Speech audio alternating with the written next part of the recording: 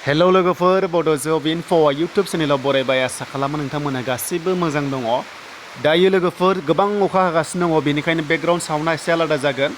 थ' इम्परटेन्ट नटिसनि थाखाय भिडिअ खालामबाय, मानोना लोगोफोर आसाम पुलिसनिफ्राय गाज्रि खबर सफैदों। बेनो जाबाय रिलिफ पस्टपन खालामबाय लोगोफोर। दा बिनि गोदान नटिस फैदों, रिलिफ पस्टपन खालामबाय आरो लोगोसे रिशिडिउल डेट होनाय जाबाय।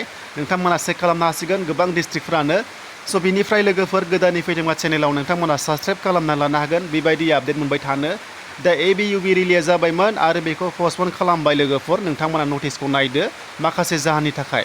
स' बिदिब्ला जों थांसै अफिसियेल वेबसाइटआव गोबाव खालामलिया आरो नोंथांमोना एडमिट कार्ड डाउनलड खालामदो। जायफोरा एडमिट कार्ड डाउनलड खालामाखैमोन, गोबां डिस्ट्रिक्टआनो खालामाखैमोन, नोंथांमोनाबो खालामनो हासिगोन।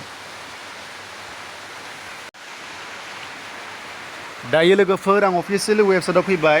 दा बेयाव फैनाय लोगो लोगो नोंथांमोना बेयाव एडमिट कार्ड डाउनलड खालामदो। जाय खालामाखै नोंथांमोना बेयाव एडमिट कार्ड डाउनलड खालामनो हागोन, गासिबो डिस्ट्रिक्ट होनना बुंदों। स' बिनिफ्राय नेक्स्टआव दा पस्टपनमेन्ट नटिस ओंखारदों, बेनो जाबाय हाइलाकान्दि डिस्ट्रिक्ट आरो लोगोसे करिमगन्जनि रिशिडिउल डेट ओंखारदों। दा माखासे जाहोननि थाखाय जेरै फिल्डआ गाज्रि जाबाय, थ' बेखौ आङो बुंथ'ला। स' बिनिफ्राय नैबेखौ नायनोसै नाम्बार 1 निउसखौ। दा बेनो जाबाय नै लोगोफोर सेप्तेम्बर 1आव फैनाय, जेरै कामरुप, अदालगुरि, धेमाजि, चिरां, दरं बेबादि दङ आरो। दा बेयाव माखासे रिशिडिउल डेट ओंखारबाय लोगोफोर माखासे डिस्ट्रिक्टनि थाखाय। स' बिदिब्ला जों नटिसखौ नायनोसै बेयाव।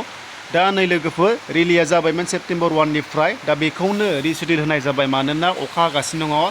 थ' बेखायनो फिल्डफ्रा गाज्रि जाजोब्बाय, दा बेखायनो खारनो हानाय नङा।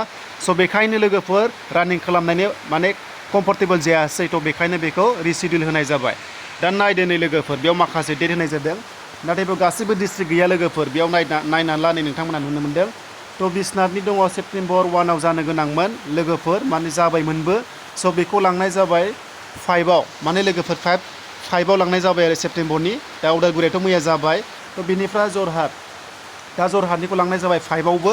दा कार्बि आंलनखौ लांनाय जादों 3आव, बेनिफ्राय आरो लोगोसे शिबसागरखौ लांनाय जादों 5आव। आरो सेप्तेम्बर 2आव जानो गोनां लोगोफोर शिबसागरनिखौ लांनाय जाबाय अक्ट'बर 2आव लांनाय जाबाय। आरो सनितपुरनिखौ लांनाय जाबाय सेप्तेम्बर 1निखौ 5आव। स' लोगोफोर बेनोसैमोन नटिसआ रिशिडिउल। दा पस्टपन खालामबाय आरो जानो गोनांखौ। बेनिफ्राय जों बेक थांनानै जों नायफिनसै, बेयाव माखासे डिस्ट्रिक्टआवल' रिशिडिउल जादों। दानिया जों नटिसखौ नायनोसै लोगोफोर नैबाव आपिल खालामनाय। दा केन्डिडेटफोरा आपिल खालामदों जे खारनो हानाय नङा होननानै, अखा हाबाय थायोब्ला फिल्डआ गाज्रि जायो नालाय। दा बेखायनो क्वालिफाइड डिसक्वालिफाइड जानायनि चान्स थायो। थ' बेखायनो बेयाव माखासे नटिस होदों आरो बेबायदि। दा बेखौथ' आङो सिनायला लोगोफोर, नोंथांमोना सिनायोब्ला कमेन्ट बक्सआव लिरबानो जाबाय एसामिस आखरखौ सिनायोब्ला, आंथ' सिनाया। स' बिनिफ्राय थांसै नेक्स्टआव। थ' नेक्स्टआव जों नायनोसै माखासे डिस्ट्रिक्टनि दंबावो गोजौआव। थ' जोङो हाइलाकान्दि आरो करिमगन्ज।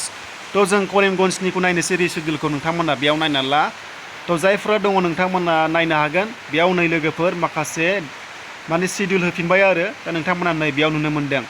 दा जायफोरा 1आव जानो गोनांमोन 24आव लांनाय जाबाय, आरो जायफ्रा 2आव जानो गोनांमोन 25आव लांनाय जाबाय। दा बेबादिनो लांनाय जादों, नोंथांमोना बेखौ स्क्रिनशट खालामनो हागोन जायफोरा करिमगन्जनि दङ। स' बिदिब्ला लोगोफोर नोंथांमोना जायफ्रा एडमिट कार्ड डाउनलड खालामाखै खालामना लादो गासिबो डिस्ट्रिक्टना। बिनिफ्राय एडमिट कार्डआ डाउनलड जायाबा नोंथांमोना कन्टेक्ट खालामनो हागोन हेल्पलाइन नाम्बाराव लोगोफोर। स' बेनोसैमोन लोगोफोर आसाम पुलिसनि रिशिडिउल नटिस पस्टपन खालामबाय माखासे डिस्ट्रिक्टनिखौ। थ' गासैबो नङा लोगोफोर, गासैबो डिस्ट्रिक्ट नङा, जाय डिस्ट्रिक्टआ मेनसन खालामजादों बिथांमोननि थाखायल'। स' बेनिफ्राय नै बेयाव माखासे दङ आरो बेफोर साक्सेस जाबाय होनना बुंदों लोगोफोर। बेयाव दङ जेरै कामरुप, अदालगुरि, धेमाजि, चिरां, दरं, मरिगाव, धुबुरि, हजाय। थ' बिथांमोना जाबाय, नाथाय माखासे रिशिडिउल ओंखारबाय जेरै नोंथांमोना माखासे डिस्ट्रिक्टखौ नुखादों। थ' बेनोसैमोन लोगोफोर आसाम पुलिसनि पस्टपनमेन्ट नटिस।